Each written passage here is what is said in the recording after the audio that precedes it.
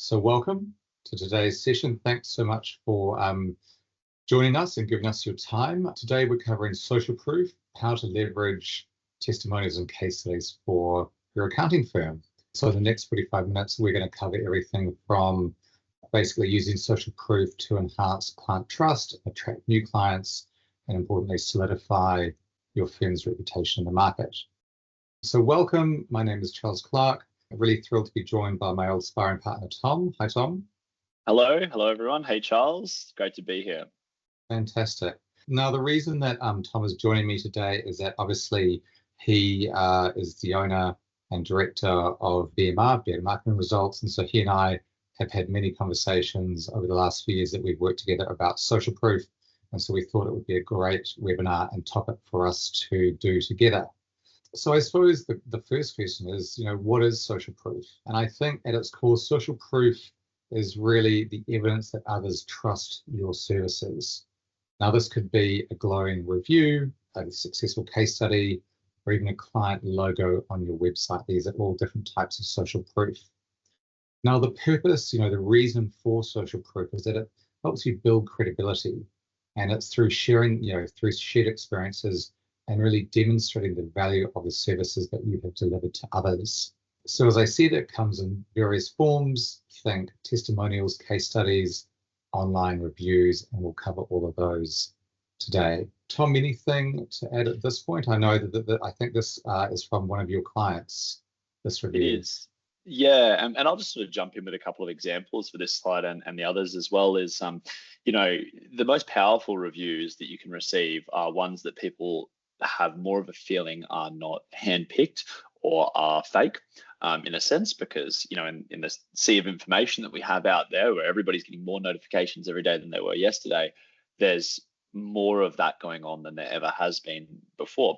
And so when you look at different platforms that Charles mentioned that you can get reviews on, probably the best that you can do, which is the hardest, is getting video reviews with your clients. If you're out talking to them on video with them, getting a review, because that's not fake. That's the client being happy to go on camera and basically pass an open referral to anyone that they know, that to say you should work with this person. It means they're putting themselves on the line in the most honest way for you. And people really resonate with that, as you would if you were looking for a new service provider and you saw that. And then it sort of goes down to, towards sort of getting Google reviews, which is Google's pretty good at removing fake reviews, and people know that you can't just remove Google reviews too, so it becomes really valuable, and people trust those as well, as I'm sure we all do when we're looking for a coffee spot in a new town or anything like that. People are getting more used to using it, and especially actually for professional service providers as well. It's extending out that far. And at the very bottom, you sort of have the written testimonial with the fake stock image of the person smiling on your website saying, I've worked with this person and they're fantastic. And it's like, that's definitely not that person, unless they went and got a model shot done for this testimonial. And so there's a big scale that you can appear on with all these examples. But this right here is using Google reviews on a client's website and live linking those through so that the freshest and newest Google reviews pop up first, giving really good social proof and trust to all the website visitors. It's probably the most important conversion tactic you can use on your website in the last 5 years or so. And as we said, it is really critical for accounting firms, because really, when you are dealing with a professional service, whether it's your accountant or I suppose a doctor or a lawyer, trust is key. It really is everything. And so potential clients really need to feel confident that you are going to be able to deliver the results that you have on your website, or that you sort of talk about when you have maybe a meeting to discuss the potential to work together. So in some ways, social proof is around providing a reassurance, and it's kind of like having a friend vouch for your expertise. And goodness knows we've all gone to a new city, and a friend's been there, or you sort of say on Facebook, has anyone been to the city? Where should I go and eat, or where should I go out to what should I go and see? And your friends will come in and they'll sort of recommend lots of different things. And I would definitely, and I'm sure lots of people would find that those personal reviews from people who know you, who understand you, know what you're sort of, what things you're looking for, would be taken at a high level of validation than maybe just sort of reading something in an online website or magazine or reviews. Quickly, Charles, too, I'd say something that really, you mentioned people like going to a new town and sort of, looking for recommendation there. That's a classic example. And something to note that I see with a lot of my clients is when they have great Google reviews, they actually get a lot of businesses that are expanding from out of town or out of the country, and they're opening an operations in that particular city or that area, and they need a local accountant to help them. How could they possibly find one? It would be very difficult to get a referral from within their network for an accountant in the town that you're in necessarily. So a lot of them jump online and look at those reviews. And we've seen a lot of good clients come out of that actually, because they're good paying, they're good businesses, and they're straightforward in what they want, and you can help them. So it's a classic example that you mentioned, Charles. Yeah, no, look, and that's a great point. And sort of to second that, I think, we know that even if people are, referred by word of mouth, they will go online and have a look. And, two places that they'll look, one will be is your website, and obviously they'll look, when they search you online. And so those Google reviews are sort of really key. And I think, having that strong presence through your sort of reviews or social proof can actually help set you apart from your competitors. And I think Tom gave the example of a coffee shop, and we've all been in the situation where we see two coffee shops and one's got 50, good reviews, and the other's sort of got 5 good reviews. We're always going to choose the one that's got more. It's sort of maybe it's sort of a part of our human psyche is that, more good reviews is always better. Do you ever feel it does help. Do you ever feel guilty then when your friends recommended you one coffee store and you go look at it and you're like, ooh, it's got a 3-star rating, the one next to it's got 5 and a lot more reviews, and you're like, I'm just not going to take my friend's recommendation. I'm going to go to the more reliable choice. And it's interesting. I think that's when you just thank them and don't tell them where you went. Yeah, that's right. Exactly. Yeah. And people are getting multiple recommendations for professional services for accountants these days. It's be abnormal just to get one if you're making that big of a move. So that's also something that does weigh in when people are evaluating. I know it sounds like, the coffee shop's a classic example, but it really is also applicable to when people are moving their business through accountants as well, as they get so many recommendations. It is because, really, if you are moving your business or you're, looking for, you started up a new business and you're looking to get an accountant, social proof really helps provide, create that confidence, gives you credibility, and it really can help you establish that connection. So absolutely critical, factor in terms of your overall, your presence online, what you do in terms of your marketing, and how you sort of reach out to prospective clients. So in terms of the different types that we mentioned, sort of testimonials, case studies, etc., and video, in terms of testimonials, and this is probably one of the simplest forms of social proof, and as Tom said, because it's kind of so simple, at the same time, on the sort of the hierarchy, yes, the video one is fantastic, but equally that requires quite a lot of sort of input and work, whereas a sort of a testimonial review, which could be on like Google, or it could they might put it on G2 or some of those other review sites. It doesn't take a lot of input from the client. They can do it in maybe 5 minutes, and it still is really effective. And ideally, what you're having them do is to speak about their experience directly with their firm. So you're not giving them necessarily a script or anything like that. But if you know that they've had a good experience with you, you can obviously reach out and ask for them. And here the key thing is, what is going to make this testimonial impactful? So ask that client to share a specific outcome along the lines of, I helped you save money on your taxes, or I helped you streamline your finances. Sort of remind them about the good experience they had and what you helped them with, and that can really sort of help them have an easier experience of knowing what to write, because sometimes they might be uncertain.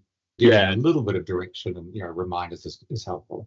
Yeah, and an interesting thing to note about that and giving people prompts for what to say is really valuable, because it's like there's a book called Endless Referrals by Bob Berg. I'm not sure if anyone's read that, but it's just all about how to go out and gather referrals for your business. And when asking to for a referral, it's the same as when asking for a review. If you're going to ask a client to do that, the key is if you go and it's sort of like asking someone to tell you a joke. If you go and ask someone to tell you a joke, it's like, well, it's too broad of a question. Like it's like asking, can you refer me to anyone you know? They're like, oh geez, who's everybody that I know? That's going to be a hard one. But if you get more specific, like to asking, someone to tell you a joke and say, tell me a knock joke, people can generally think of one. And so, a good sort of strategy when asking for reviews is not to just be open-ended, would you write me a review? It's, what did you like working with me in particular? We did X, Y, and Z. Was that helpful? And how about communication? Would you mind putting that into a review? They've already thought of the review. They know what they're going to write because you've prompted them through it. And they're going to have a much easier time putting that onto paper. So that's just going to increase that conversion rate of getting those reviews through the door, which is a really big pain point for a lot of people, is how do I ask, and people never leave them. So it's just sort of one of the tips that you can do there too. Yeah, and I think off the back of that, timing is obviously always critical. So asking someone to do it, obviously after you've finished a project, we've just sort of had a really successful result, would be obvious time.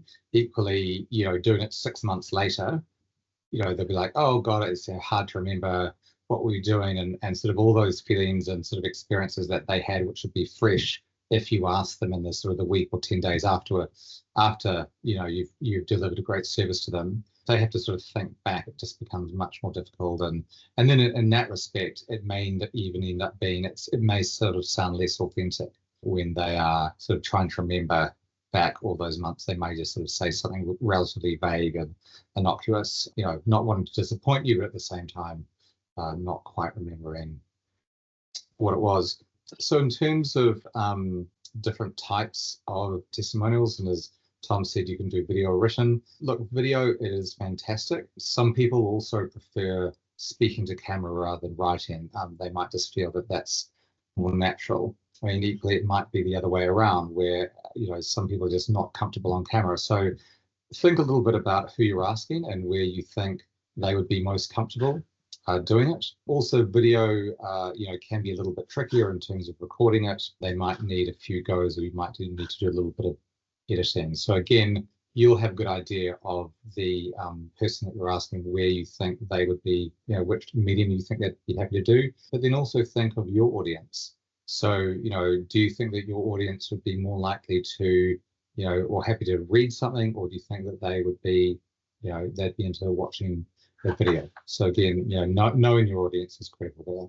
That's right, yeah, and a good option is to leave people kind of all of those options as well if you're not sure. And Charles touched on before is timing. So you kind of want to hit people at every possible opportunity, because it's when you've made a real impact in their life that they're going to feel the need to go out of their way to leave you a positive review. Like, and we do have these impacts in our clients' lives. Like, you might save a client amount of tax that they thought that they owed, or you might be able to do some business planning with them that frees up cash up cash for them. Whereas previously they were thinking, I might have to take my kid out of that school and move into another school, and you've freed up some cash. That means that doesn't actually have to happen. And in that kind of a moment, that kind of genuinely life-changing moment, people are really, really happy to write a very honest review for you if provided the opportunity to do it. And so if you don't provide that opportunity, you're just sort of leaving money on the table. And so a good idea is using tools like Boma to share sort of that content. But in terms of gathering it, there is software like ewom.com.au, which will enable you to gather that at all of those opportunities. So every time you're emailing and your email signature, there's an opportunity to leave a review, and that just means when they find the news, they go, yeah, I'm leaving this, I'm doing this now. You're not going to get sort of huge amounts. I never want to set anyone up with expectations. You're going to get so many reviews. But if you build them up over the years, that's what really matters. And clients know that you've built it up over the years too. Like, trust is something that you have to build up over time, and it's a snowballing effect over time. You just get so much out of that, and platforms like that can help you give the option. Hey, do you want to leave a video review? Just film it on your phone. You'll have some clients who are really extroverted that want to do that, others won't, and you can say, hey, you leave one on Google. And some people as well might not even have a Google account, but you can say, look, leave it on this platform here just as feedback for us, and it'll still go through to our website and display for people. So you kind of catch people at every opportunity and give them every option, and you can't really go wrong if you do that. You set yourself up with a proper system to gather that feedback. And I think that's like so many elements in marketing. Once you have a bit of a plan and a strategy, consistency over time will deliver results rather than doing sort of a frenetic activity kind of a month or two, and then leaving it, for sort of 6 months, and then wondering why you haven't got the sort of the results you want. Consistency, with your marketing, with requests for testimonials and things like that. It's definitely, you've got to play the long game, as Tom said, build it up over time. So case studies, I'm sure you're really familiar with them, but just to recap, they're basically, a more detailed, sort of in-depth version of the sort of successful client success story that you have. Now, there are sort of a couple of, I suppose, tricks here, and that is, to really follow a clear framework. This is, especially important if you're maybe thinking of, maybe having 4 or 5 or 6 case studies. It just makes it easier for you to create them, and also when you're sort of working with the client to sort of gather the information, you're asking for the same thing every time. And so the framework would be, start with, who is the client and what was their problem that you were able to come along and help with, and then explain the solution that you came up with. And then lastly, highlighting those results, whatever they happen to be. So it's a pretty straightforward framework. It's, about the client and their problem, the solution that you provided, and what were the results that benefited them. Now, the nice thing with case studies is that they can be specific, I suppose more specific, in the way that a case testimonial is a little bit more harder to be. So a testimonial is usually like 1 or 2 sentences, whereas a case study, obviously, it's a few pages. And so you can really tailor it to specific industries or services that you offer to really make it, niche down to, maybe you worked with an agricultural business, or maybe it was a manufacturing business, and you can really tailor it to those industries and the relevant services that you were able to offer. The nice thing then is that, when you have them on your website and you're promoting them, which we'll talk about a little bit later on, that will obviously then play into your organic search, so SEO, for those particular industries, those particular services that you're offering. Yeah, and that's the thing, is to take the time to create that content and put that together. Again, there's that similar scale I talked about before, where the best quality content you can get is going to be you on video talking with a client, and that's a photo of. Just there is talking to a client, talking about them. You'll see the caption there, we're celebrating 30 years in business. It's kind of telling the story, and as we all know, stories are the most powerful thing, right? I mean, people following along, like, this is this business, we were doing X, Y, and Z, but when we spoke to this person, they really changed their lives, they changed this and that. For a potential client reading that or watching that, it's extremely compelling. And someone who's been referred a couple of places, and you've got that, a polished looking website, and great Google reviews, you'll win every single time. And you won't even realize it. You'll just kind of go, oh, I'm getting more referrals recently. And it's not that you're getting more referrals, you're just getting more converted referrals who didn't leave when they saw your website because someone else had something better on theirs. And as Charles said, it also has an impact on your SEO, so putting a case study together, talking about how you help particular clients in sort of maybe with manufacturing of particular different things. Like you might be doing, there might be a niche client that does manufacturing of road signs or materials for road signs. And there could be a couple of businesses like that in Australia. And with one case study, someone could go, hey, I saw your case study, and I don't know anyone that does something that's specific, and you can pick a client up like that. And that might be a case study you wrote years ago, and it's just been sitting there on Google, and eventually someone's been researching, looking for an accountant in the industry, and they've found that, and they've gone, great, and they get in touch. But you can imagine if you have multiple case studies, that starts to really have an impact over your long-term growth of your business. And you're not just putting any foot forward, you're putting your best foot forward, because, and I say this a lot to clients, people really don't care what you say about yourself. Like, who does? Like, you could meet someone and they say, I'm the best, by the way, I do X, Y, and Z, I'm the best. Like, you just think, okay, right. But if someone else is out there, like if you walk into a networking room and someone's going, oh, you need this, like you have to chat to this person. He helped me, he's helped so many people in this room, he's a great accountant, blah, blah, blah. It makes you really want to work with that person. Recommendations matter. What you say about yourself, not so much. So these case studies are a really good way to get out there, and also to convert people when they come through to your website as well. I was going to show that video just there, but I probably won't just for now, because it won't have sound and that sort of thing. But it's just going out onto the premises of the client and then getting them to show you around a little bit with just a hired videographer. and just having a conversation with them. It doesn't have to be too scripted. I want to stress how easy these things can be if you don't overthink them. Literally hire the local videographer, pay them about $1,000 and go out to a client, spend half a day and just talk to them about their business and just get some good footage of that, and wear a microphone while doing it. And the videographer will put together something really, really top quality for you just meeting with a client, doing what you normally do. And you get really good at that after a while. You get less camera shy. So it does happen. Nice. So I think in terms of how to create impactful ones, so as we said, in terms of that structure, so problem, solution, and the measurable results. An example of this could be, highlight how you helped, a client save $20,000 in taxes, or, you streamline their financial processes. Also make it relevant.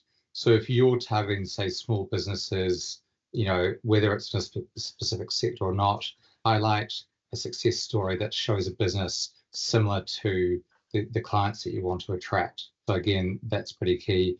And then also once you've created these, so you've created this case, so you've invested some time to create the video or the sort of the written version, don't, as good as it is to have it on your website, and that will pay dividends over time, don't just then say, great, my job is done, distribute it. So use it in your blogs, use it in your newsletters, put it out there on LinkedIn and other social channels where you can start to get the word out there. And especially if you spend a bit of time with your, being active on LinkedIn and some of the other networks, and you've got some followers, they might take it up and then share it. They'll be like, oh yes, I do know actually a friend of mine, I'll just forward this to them. And it's such a low key, low touch way of then you getting in front of another business who may then become, a prospect for you.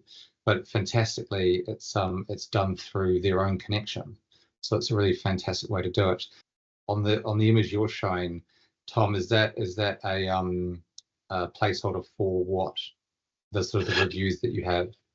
Yeah. So, for example, if you use a system like we have, so for EWOM, right? So, if you're subscribed to that, then not only are your reviews that you gather through that system, which are going to be on any platform, you give people the choice of video, Google, or whatever.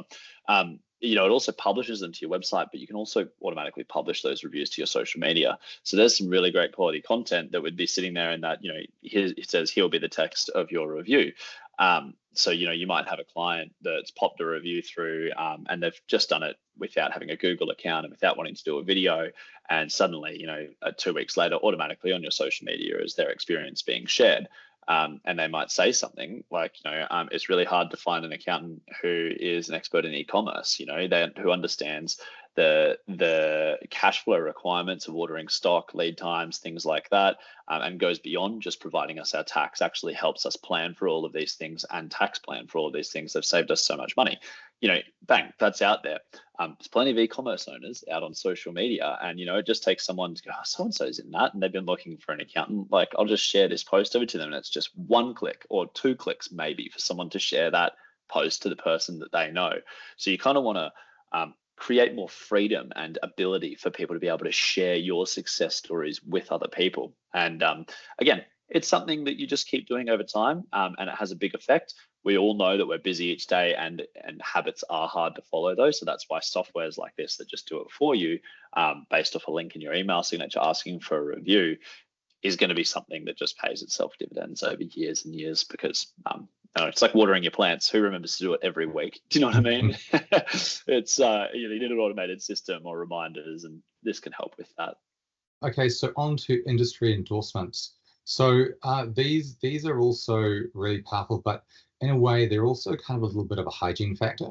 So most accounting firms that I look through their websites, they will have these sorts of things on their site if they can, and these could be things like industry recognition and awards, certifications, things like that. And the point here is to really sort of show that you are recognized by either your peers or sort of industry leaders or sort of industry bodies as an expert in a particular field. And the case that I'm showing you now, so this is a client of Boma's, and they really focus on the sort of the franchise, providing services to franchises. And you can see there they've won that over 6 years. So imagine you're a new franchisee, and you come onto the website, maybe you've been recognized, maybe being referred to them, maybe you've found through SEO. But as you scroll down, you see this, and you're like, oh goodness me, Westpac Franchise Awards, multiple years winner, and backed up by CANZ. So a really fantastic way to just sort of tick those boxes. And again, as authority builds trust. And if you do have any of these lurking around that you haven't yet put on your website and made a bit of a deal about on social media in your newsletters, definitely recommend that you do. And if you have the opportunity to enter these awards, whatever the awards that, whether it's a local award or sort of a national body award, although they can take a little bit of time to sort of entry elements, definitely worth doing if you can. Just, I think those are one of those 1%ers that really make a difference when people are going through and they're trying to establish the credibility of your firm. And, when we look at one of Xero's surveys they did a few years ago of why do clients switch accounting firms, one of the really top 3 reasons is technology. And so if you're displaying things on your site, like, I'm a Xero Gold partner or Platinum partner or whatever, that can actually have a huge difference, which we'll jump onto in a moment, but also to do with, the associations that you have. People just see, okay, tick, these guys are credible. Credibility is important, definitely, but so is technology, and that's where this comes into it. Client lists or logos, having those displayed. When we talk about things like what do we display on our homepage, it's easy to kind of get carried away in fluff, and this is not fluff. This is something you have to have that's on there, and it's a good subtle form of social proof, as it says there on that slide there. Yeah, exactly. And obviously, as Tom was sort of saying, whether you're MyOb or Xero, whatever sort of platinum, gold, silver, bronze level that you happen to be, and these aren't the only ones in there. You could also have partners that you work with, sort of along the lines of other accounting-based apps. And it can also be, not that we put any up today, but they could also be, client logos. So having sort of a stream of, we work with all of these clients, and so you can imagine if you're a potential client going on and you say, oh gosh, I recognize all of these firms or all these businesses, they work with this accountant. They are obviously, especially if you know those businesses personally, what a fantastic way to signal to that prospective client that you can be trusted and you're already used by lots of organizations which they may know of.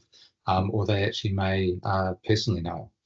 So definitely, as Tom said, a bit of a 1%er, but a really crucial one. If you don't have these, as we sort of talked about, when people go and visit websites to kind of do their due diligence, if you didn't have these, you're going down the list of kind of making yourself be the obvious choice versus someone else who does have them. Yeah, it's one of those things. If you don't have it, people ask. They think to themselves in the back of their mind, why not? Oh, the other site had this, but they didn't have this. They're not going to assume they probably have it too. They won't. They'll assume that you don't actually have it or you would have displayed it.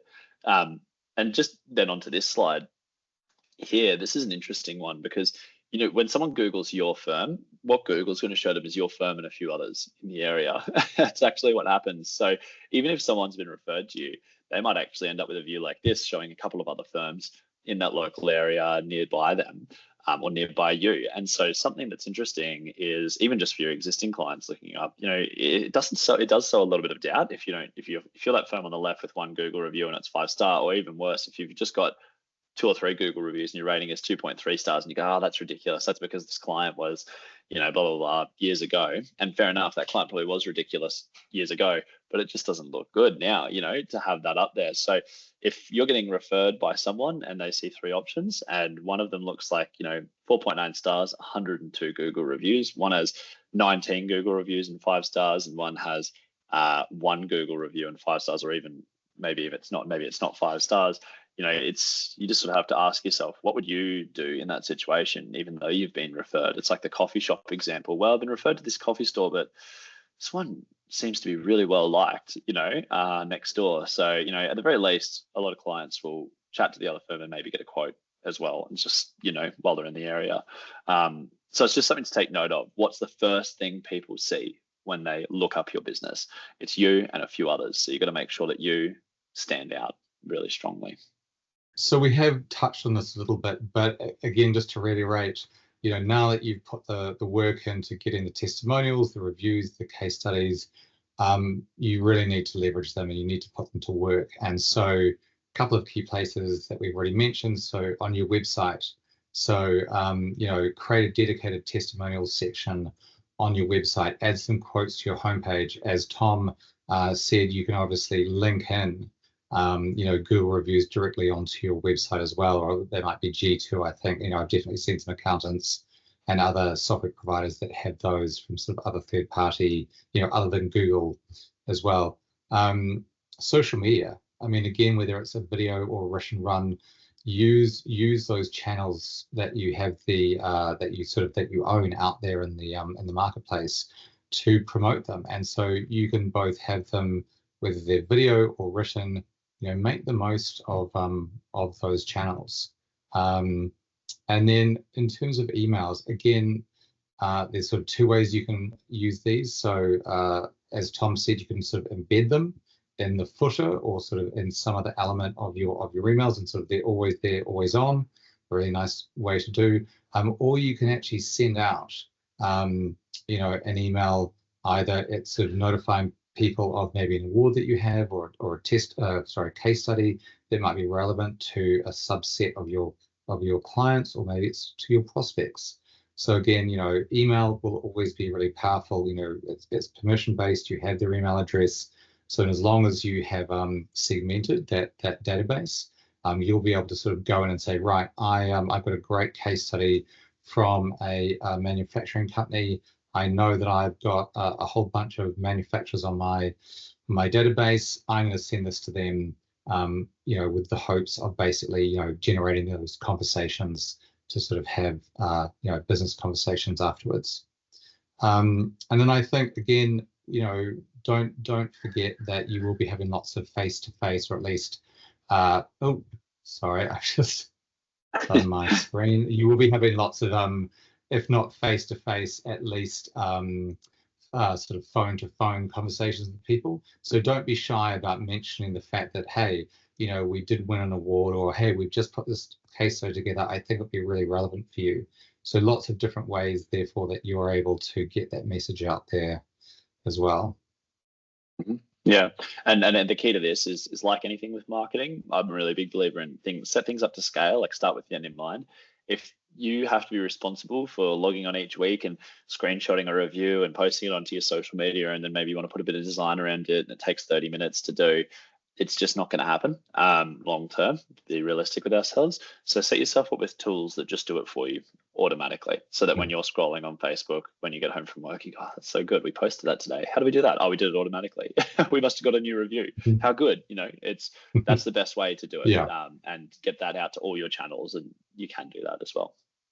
Great. So on your webpage, I mean, look, we have covered most of these in a bit of detail, but it's just an example. But again, having those testimonials, having those reviews, and make it, easy for people to find. So don't bury them sort of fourth page down on one of your services. Have them on your homepage.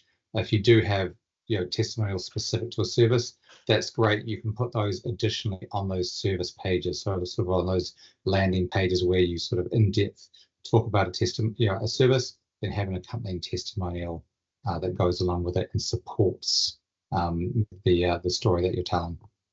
Absolutely. And that's just there just to show you an example. That's not for an accounting firm, but that's to show you an example of what it's like if you're to pull in multiple reviews from multiple different places and aggregate them. So you might have reviews on Facebook and you go, yeah, I got 10 reviews on Facebook. I got 6 reviews on Google, and I've got 5 reviews on this other site. That'd be great if I could just combine them. I mean, it doesn't look like much, either of them on their own.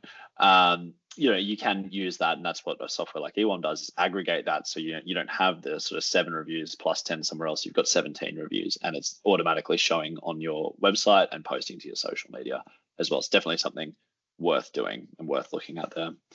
I think that's sort of, from that perspective of leveraging that proof, that's really obviously quite critical. But the hard part as well is gathering it. And so I think that's something we're probably all really interested in looking at doing, and without having to ask for it all the time necessarily. But onto social media, I mean, that's really where sort of Boma stands out as well. Like, so, being able to post and keep your social media consistent and alive, but then also mix in some testimonials too. It's just sort of that perfect mix of appealing to your client base online and ultimately creating shareable content. A lot of referrals happen when someone forwards your email, and in the future, and even right now, like they'll forward their email to a potential, to an associate who is asking for a new accountant. Nowadays, it's really happening on social media, and people are forwarding posts, forwarding testimonials to each other. It just gives you momentum as a business. Fantastic. So in terms of email, and look, we have covered this quite a lot. Just two things I wanted to sort of mention here is that obviously, when you are following up on inquiries or sending out quotes, it can be really nice at the bottom of that that email template for a follow-up or a quote, just to have some of that social proof sitting there, and it could be in the form of a testimonial with a link to just sort of your Google testimonials or sort of on your website, or it could be a sort of a link to a case study relevant to what you're talking about. And so again, you're just building that trust, putting that social proof in front of them, and it may not be the main reason why they eventually decide to go with you, but it definitely can't hurt. And if you sort of think of two firms, one of whom is really leveraging their social proof across email and getting it in front of their prospective clients as many times as they can, versus the other one who may not be doing any of that stuff, you will see the level of confidence and trust build up in the one who is showing all that social proof, because it's just more and more evidence in front of that client or prospective client that this is a high performing outfit. Yeah, and look, I mean, just to summarize, then I guess from everything we've talked about today, is you might be thinking like, okay, so this is sort of how we can go and gather it. We can use tools to gather it. This is how we can automatically get it to display. But is it worth it to sort of go and do all this sort of stuff? Just from my experience, and I've been sort of helping accounting firms with their marketing, starting out working in an accounting firm as their marketing manager. I've been doing it for sort of over 10 years now. And this, I've got to say, is the easiest thing you can do that has the biggest impact on business. You'd be absolutely surprised. I speak to so many accounting firms that say, we're so happy about, they're proud of their reviews, firstly, because it actually really is something to be proud of. You get a badge that sort of says people love working with us, and honestly, they do. But secondly, you'll have people just walk in and you'll be like, great, so how did you find out about us? And even if they've been referred to you, so many people will say, well, we saw you had great reviews online, even if they've been referred to you as well. Like that, it'll change the reason for getting in contact with you. In their mind, yeah, they were referred, but you had excellent reviews. And it's a really validating thing when that happens. So if you can put a focus on something, if you said, what's my focus going to be for the next 12 months from a marketing perspective, something that's like, one of those, what do they call, like a realistic sort of like realistic, achievable goal is focusing on building up social. That's right, smart, sort of, specific, measurable, achievable, realistic, and timeframes. So if you kind of want a smart goal, like this is one of those from a marketing perspective. Going out and saying, well, I just want to develop X amount of new clients is great, but I'd say that's almost more sales. I think you need to start looking at what assets can I focus on building for marketing over the next year. And the sooner you get started on building up reviews for your business, the easier it's going to be, because we all know that they're not easy to gather. So you don't want to miss any opportunities when they do pop up to grab a good review from your client. And you'll really notice a big difference in how people find you. Fantastic. So just before we move on to questions, like I won't go through this in detail, but again, if you'd like to try out Boma or EWOM, you can see you can get free trials with both. They're both incredibly good value for money when you understand what you're getting with either of them. Now, if you've got any questions, just to reiterate, please pop them in the chat box. And Tom, I don't want to touch my my team's sharing screen again, just in case I sort of do something silly. So if there are any questions, are you able to read them out? Yes, no problems. Let me just have a look at the Q&A section here. I don't know if we actually do have any. I haven't seen any pop through yet. No. Oh, here we go. What do you think about offering rewards for reviews, e.g. a donation to a charity or a voucher? I think it's a fantastic idea, Courtney. So thank you for asking that question. And we have a number of people who do just exactly that. So in a system like eWalm on the screen there, you can say, hey, leave us a review. Person who leaves a review, people who leave a review over the next 6 months go into the draw to win, giving a $500 voucher to a charity of their choice. That you'll notice more reviews come through if you do that, definitely. The key is you do have to technically offer it to people whether they leave a positive or a negative review.